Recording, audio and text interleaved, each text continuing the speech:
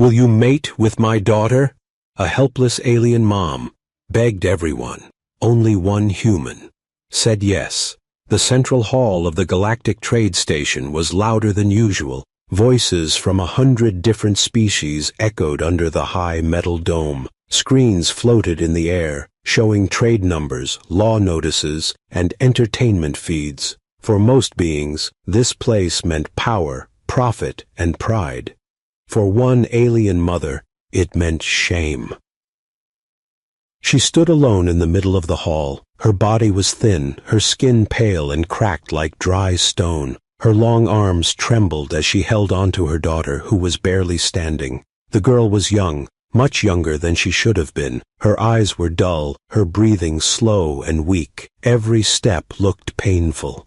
Around them, aliens stopped and stared. Some pointed, some laughed, some whispered cruel words. "This is not a place for beggars," one armored warrior said loudly. Another alien, tall and shining with golden plates, sneered. "Why bring a dying child here? Is she trying to sell pity?" The mother heard everything. She lowered herself to the cold metal floor and slowly knelt. The sound of her knees hitting the ground echoed like a final answer. Silence spread. Then the whispers grew louder.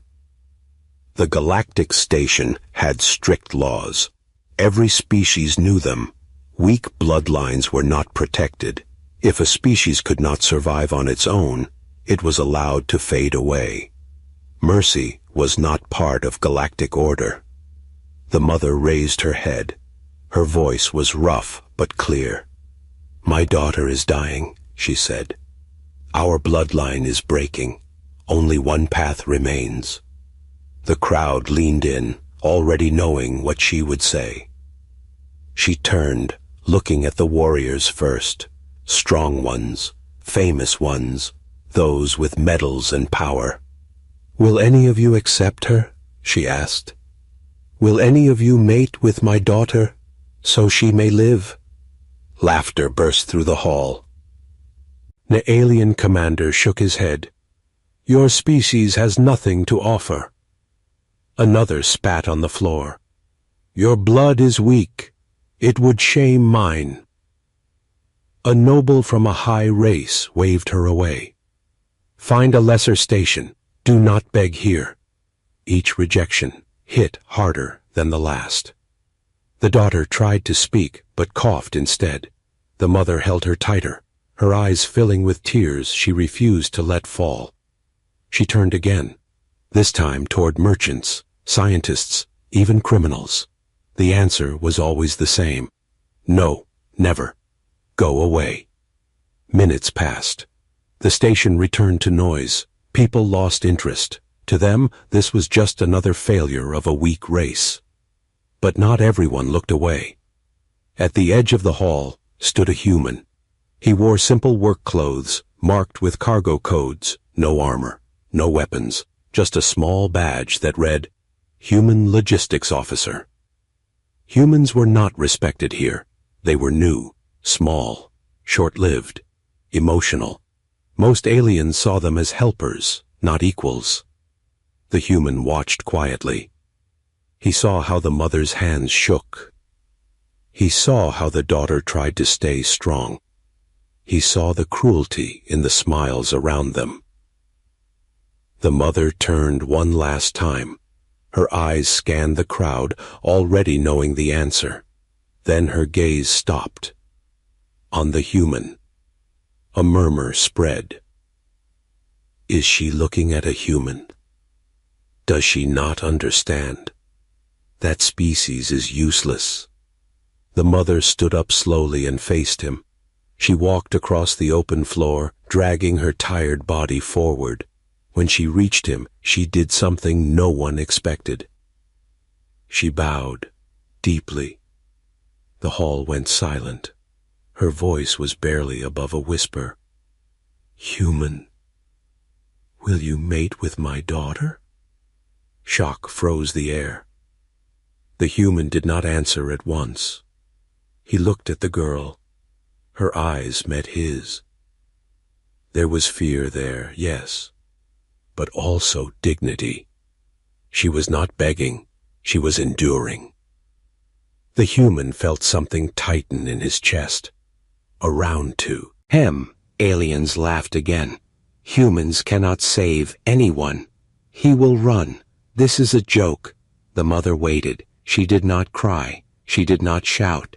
She only waited. The human took one step forward. At that moment, before the answer was given, if you are enjoying this story, please consider subscribing to this channel. It helps these stories reach more listeners across the stars. The human finally spoke. But before anyone could hear his answer, alarms echoed across the station, and the fate of 3 lives changed forever. The alarms echoed only for a few seconds, but the silence that followed felt heavier than noise.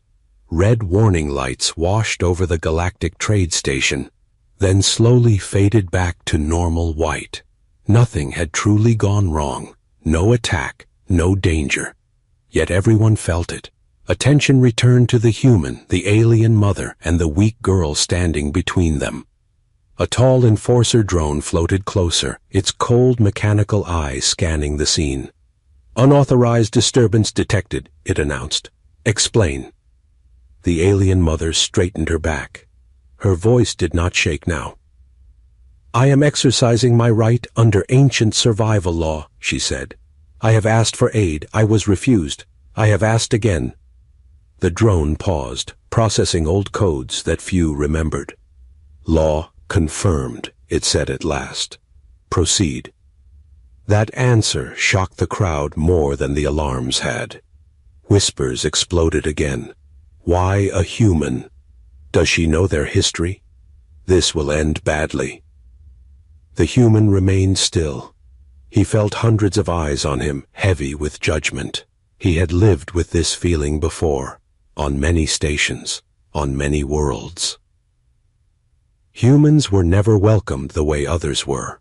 Long ago, when humanity first reached the stars, they came with hope. They believed effort mattered. They believed courage could earn respect. They were wrong. Humans had no natural armor, no claws, no psychic gifts. Their ships were average, their bodies fragile compared to most galactic races. In early wars, humans lost colonies. In early alliances, they were pushed aside. Aliens remembered those losses well. To the galaxy, humans were survivors, but survivors without strength. Useful workers, cheap soldiers, temporary allies, never leaders. The human knew all this. He had heard the jokes, seen the looks, signed contracts no other species would accept. He looked again at the alien girl. Her breathing was uneven now. Breath seemed like effort. The mother noticed his hesitation and spoke quickly. "I do not ask for love," she said. "I do not ask for loyalty, only life." The girl lowered her eyes, shame burning in her cheeks. "Mother," she whispered, "please, stop." But the mother shook her head. "I will not let you die in silence." An alien scientist pushed forward, adjusting his glowing neckband. "This is pointless," he said sharply. "Human genetics are unstable, too emotional, too aggressive under stress. Mating compatibility is near zero." Another added, "Even if the child survives, the result could be dangerous." Dangerous. That word caught the human's attention. He turned toward the speakers. "Dangerous how?" he asked. The crowd quieted again. Humans rarely asked questions in such places. The scientist hesitated. "Your species adapts too quickly. Your instincts are unpredictable." The human nodded slowly. Unpredictable. That was another word the galaxy used when it feared something it did not understand. The alien mother stepped closer to him. Her voice dropped, meant only for him now. "If you say no," she said, "she will be taken away. Her body will be studied. Her bloodline will end on a table." The girl flinched. She had known this truth but never heard it spoken so clearly. The human felt anger rise, slow and heavy. Around them, the crowd waited. Some wanted him to refuse so they could laugh again. Others were curious, eager to see a human fail. He thought of Earth, of stories told by firelight and screens, stories of standing up when no one else would, stories where humans lost but stood anyway. He exhaled. "Why her?" he asked the mother. The mother looked surprised, then relieved. "Because she carries an old gene," she said, "older than our species. It reacts only to those who protect, not conquer." "Then why did no one tell the crowd?" the hum and asked. A bitter smile crossed her face, because then they would have killed her already. The hall grew colder. The girl finally looked up at the human. Her eyes were tired but clear. "I do not want you to feel forced," she said softly. "I am already dying. I do not want to be a burden." The human met her gaze. He saw something familiar there. Acceptance. That scared him more than fear would have. The station announced, "Decision window closing." Aliens leaned forward. This was the moment they would remember. The moment a human chose what humans always chose. The human clenched his fists, then relaxed them. He did not answer yet. Instead, he asked one final question, his voice steady. "If I accept," he said, "who will protect her when the galaxy decides it was a mistake?" No one answered. And in that silence, the truth became clear. The galaxy never protected the weak. Only humans did. The human took a single step forward, and the crowd realized too late that this was no longer a joke. The human's single step forward felt louder than any alarm. The metal floor echoed beneath his boot, and the sound rolled through the hall like a warning. Conversation stopped. Even the floating screens dimmed slightly, reacting to the sudden drop in station noise. The alien mother closed her eyes for a moment, as if she had been holding her breath for years. Before the human could speak again, a sharp voice cut through the silence. "Stop this at once!" Members of the Galactic Council entered the hall, their robes glowing with shifting symbols of authority. Wherever they walked, others moved aside. Power followed them like gravity. One counselor pointed at the alien mother. "You are hiding information. This request is not simple survival." The mother straightened, fear flickering across her face, but she did not deny it. "Yes," she said quietly, "because truth here is a death sentence." The human turned to face the council. "Then tell it now," he said. "All of it." The counselors exchanged looks. Finally, one spoke. "The child carries an ancient genetic marker," the counselor said.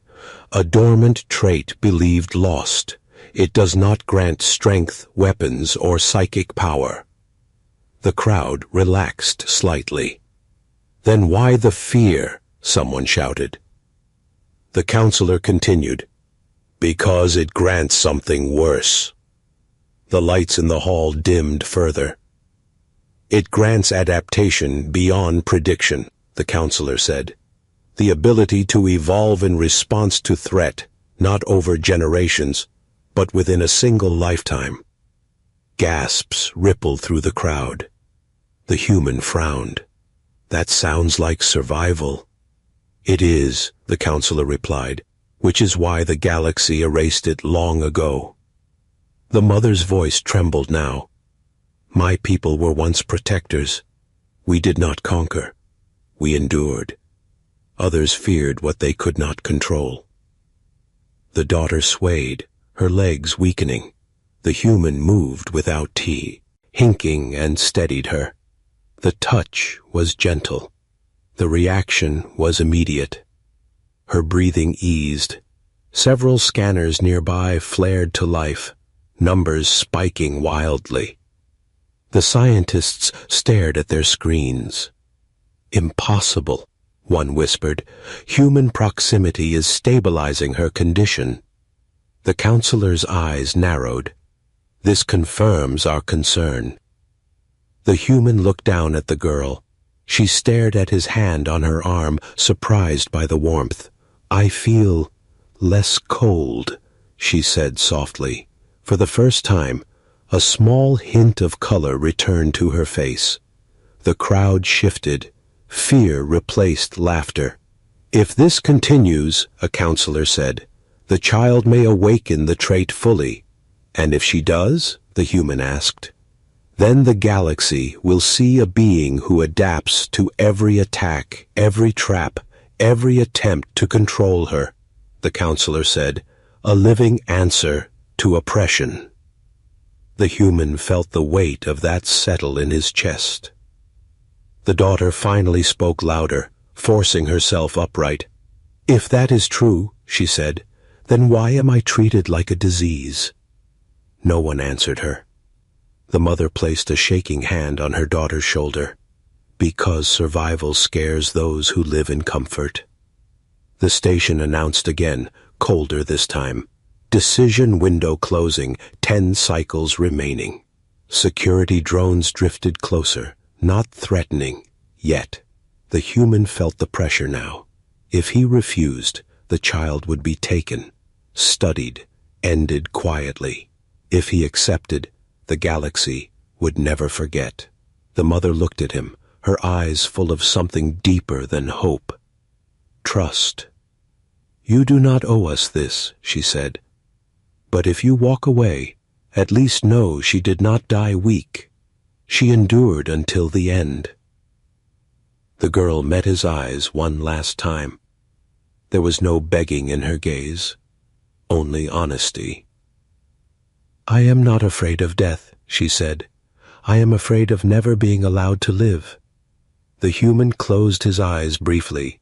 He thought it of Earth again, of humanity's long history of being told to stay quiet, stay small, stay in place, of how humans survived not because they were strongest, but because they refused to stop standing. He opened his eyes. The crowd leaned in. The counselor raised a hand. "Choose carefully, human. Your species is already watched." The human stepped fully into the center of the hall. "I choose," he said calmly. The station held its breath. Yes. The word fell softly, but it shattered everything. Alarms screamed again, this time real. Medical teams rushed forward. Energy fields snapped into place. The council shouted orders. The crowd panicked, and as the human reached for the girl's hand, ancient systems buried deep within the station awakened. Systems not activated in thousands of years. Somewhere in the dark between stars, something noticed, and it began to move. The medical chamber sealed itself with a heavy metallic sound. Transparent energy walls rose around the human and the alien girl, separating them from the shouting crowd. Red symbols flashed across floating screens as ancient systems woke from long sleep. Doctors rushed in, their movements fast but nervous. This was not a normal procedure. Nothing about this was normal. "Begin stabilization," one scientist ordered. Machines surrounded the girl, thin lights scanning her fragile body. Her heartbeat appeared on a large screen, slow, uneven, fading in and out like a dying star. The alien mother stood behind the barrier, her hands pressed against the glowing wall. She could not look away. She had already lost too much to close her eyes now. The human remained calm. He stood beside the girl, exactly where the machines allowed him to be. He had no armor, no training for this moment, only instinct. "Human proximity confirmed," a machine announced. "Unexpected reaction detected." Lines on the screen began to move faster. Her vitals are improving, a doctor said, confused. That should not be happening yet. The counselors watched from above, their expressions tight. This was no longer curiosity. This was concern. The process began. Energy flowed through the chamber, low and humming. The girl gasped softly, her fingers tightening around the edge of the medical bed. The human noticed and gently placed his hand over hers. The moment their skin touched, every monitor spiked. Warning symbols flooded the screens. Energy surge. Adaptive response detected. Systems overloaded. The lights flickered violently. Several machines shut down at once, unable to handle the change. "This is impossible," a scientist shouted. "Human DNA is triggering defensive evolution." The counselors leaned forward. The girl's breathing changed. It became deeper, stronger. Color returned. Fully to her face now, her skin glowing faintly with new patterns, lines that had never existed before. The mother cried out, unsure if this was healing or harm. Inside the chamber, the human felt it too. Heat spread through his body, not painful but powerful. His heart raced, his muscles tensed, his senses sharpened.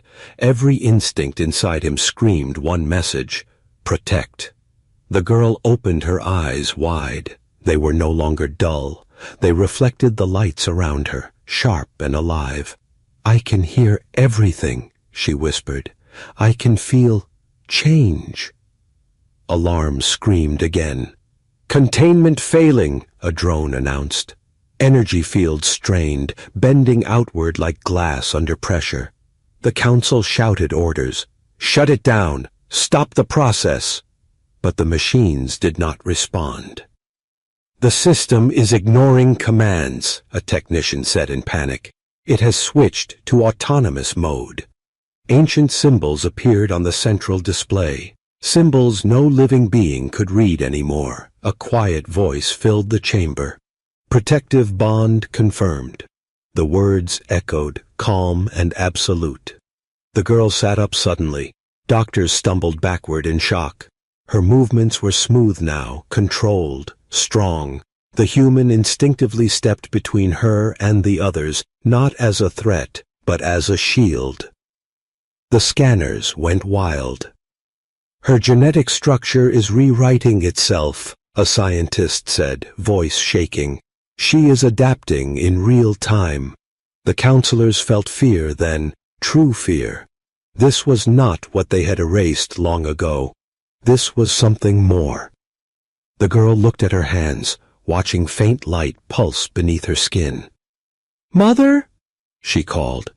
The mother fell to her knees outside the barrier. "I am here," she sobbed. "I am here."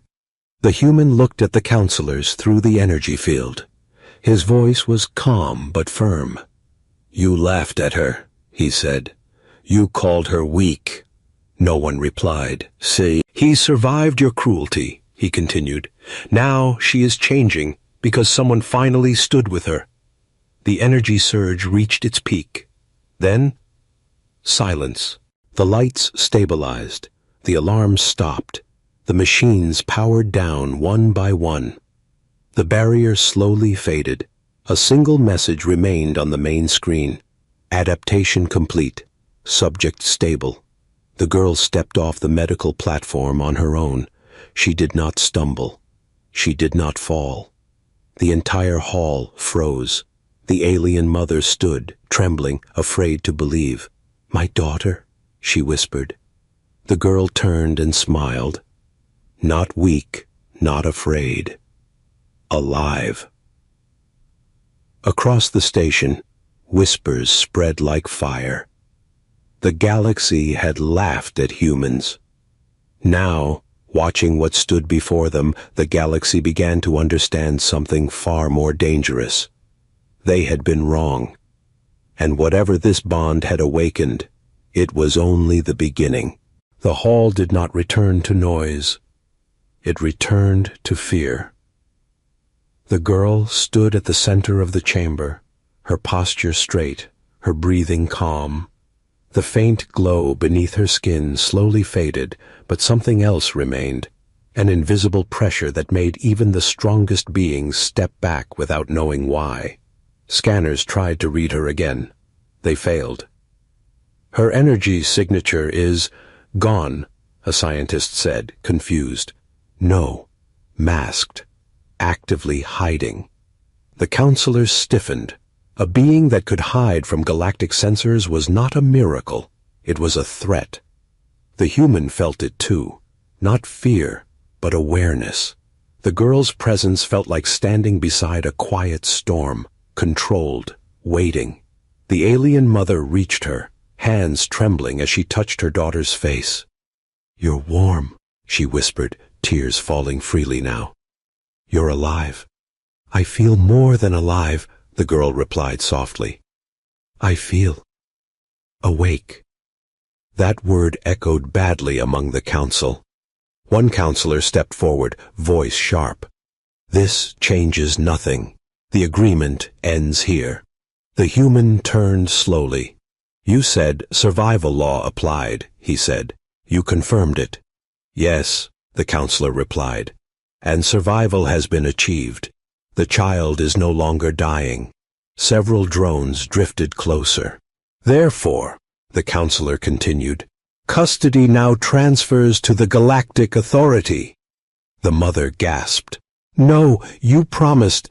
"There was no promise," the counselor interrupted coldly. "Only permission." The girl's expression did not change, but the lights above flickered once. The human stepped forward. "No," he said. The word was simple, final. The hall froze again. "You do not have authority to refuse," the counselor warned. The human looked around the station, at the watching aliens, at the silent drones, at the child who had been mocked, shamed, and almost erased. "She's not property," he said, "and she's not ours." Security systems activated fully now. Energy weapons powered up. The temperature dropped. "You will step aside," the counselor said, "or be detained." The human did not raise his voice. "Try." The girl finally spoke, her voice calm but carrying strangely through the hall. "If you touch him," she said, "you will fail." Some laughed nervously. Then the first drone moved. It shut down mid-air. No explosion, no noise. It simply fell. More drones advanced, lights dimmed, systems glitched, walls hummed under invisible pressure. "EMP field detected," someone shouted. "No, this is not electromagnetic," another said in panic. "It's adaptive interference." The girl lifted her hand slightly, not as a threat, but as instinct. The station bent around her, not breaking, listening. The counselors stumbled back, shock finally breaking their control. "Contain her!" one screamed. Too late. The girl lowered her hand. The pressure vanished. The drones remained lifeless on the floor. Silence followed. The human stared at her, not in fear, but in understanding. Humanity had always adapted by standing together. She had adapted by learning the same lesson.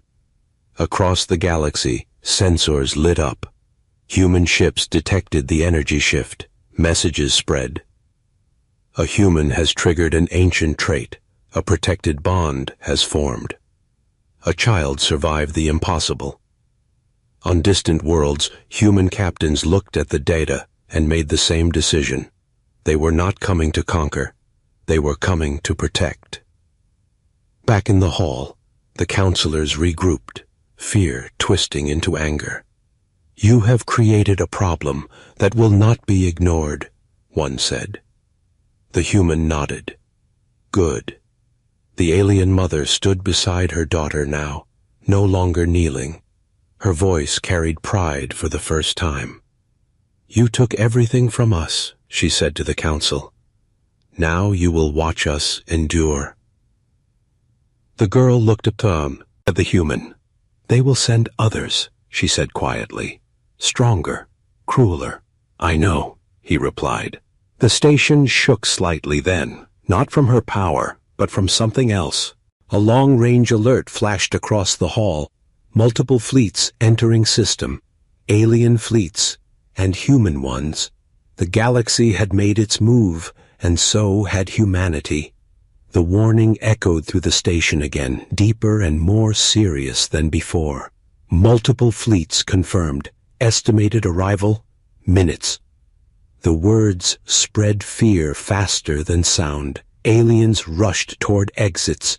Merchants abandoned cargo. Warriors activated shields that suddenly felt too small. The counselors stared at the main display. Red icons marked alien fleets, large, armed, and confident. Blue icons followed behind them. Human ships. Not many, not impressive in size, but they moved with purpose. The human in the hall felt it before anyone spoke.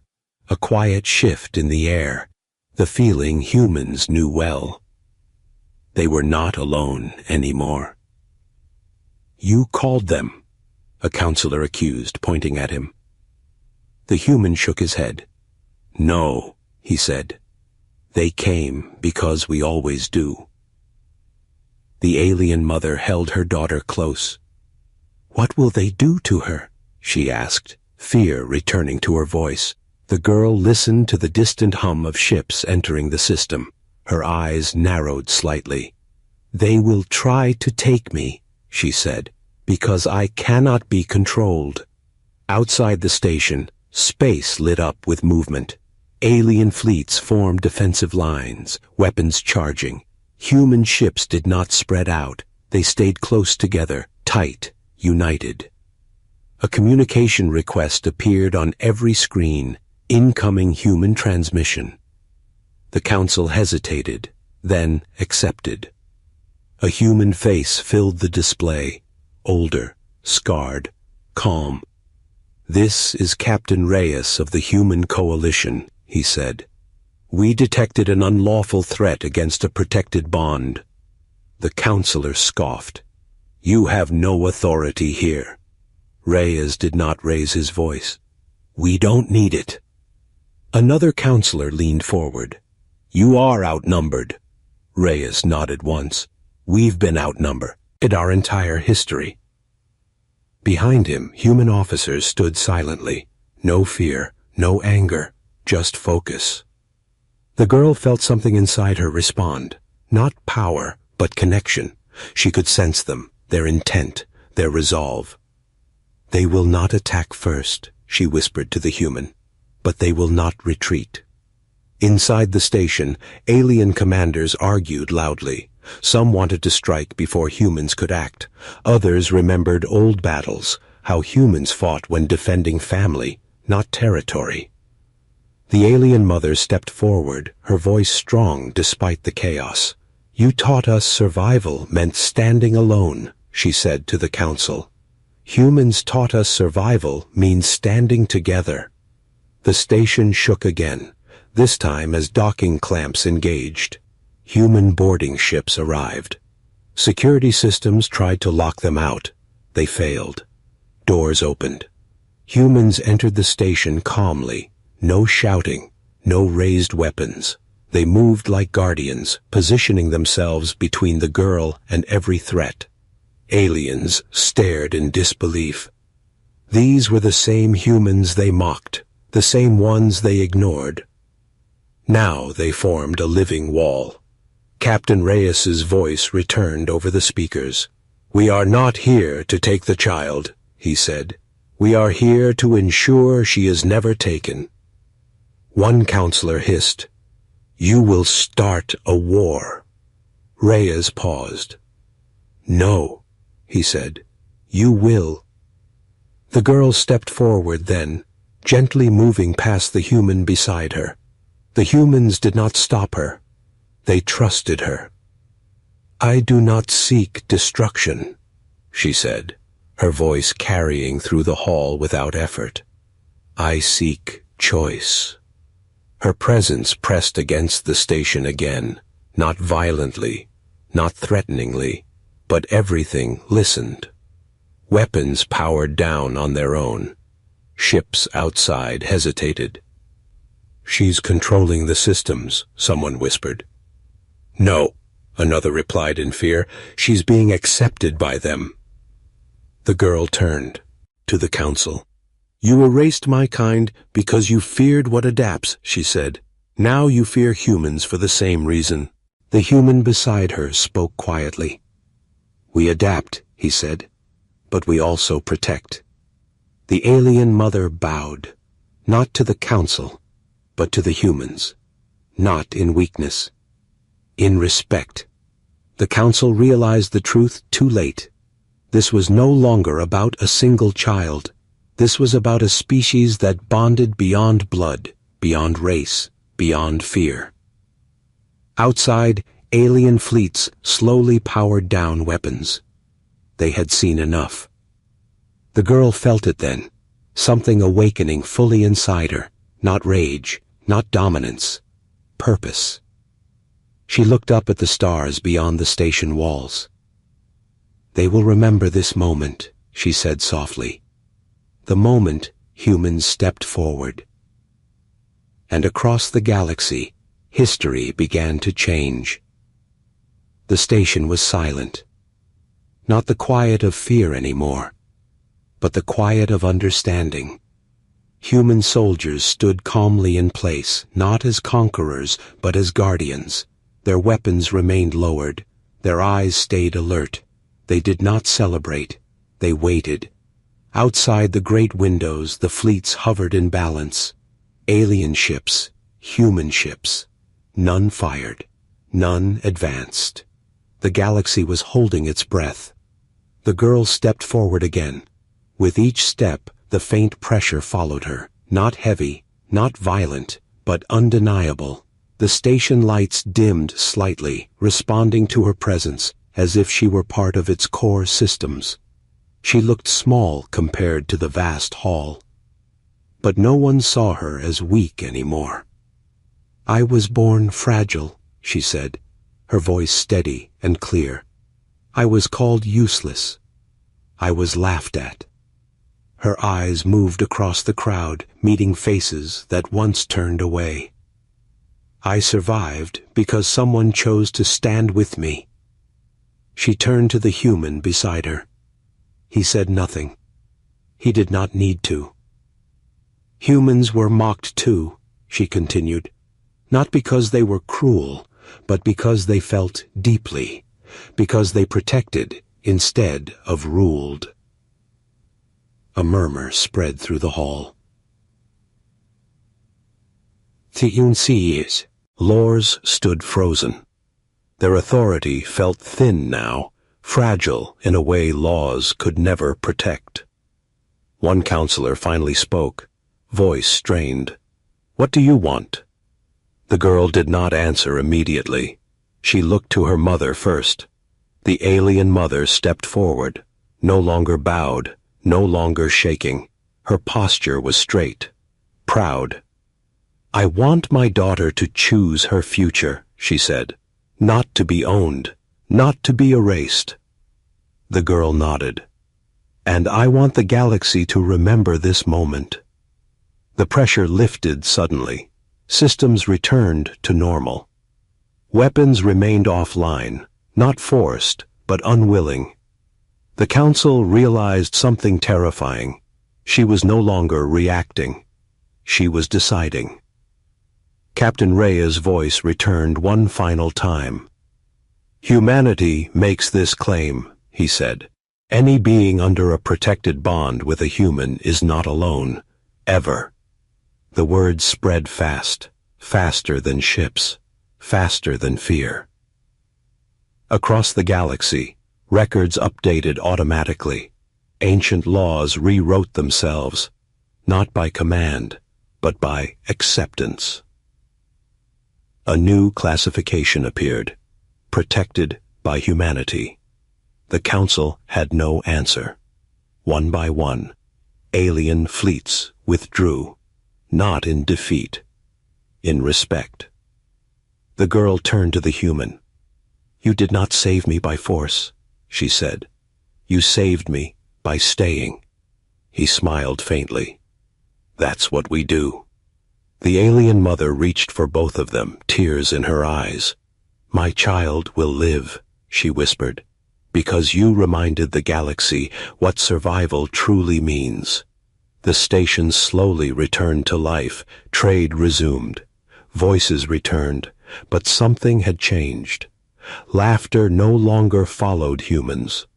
Silence did, because now, when humans walked through galactic halls, others remembered this day.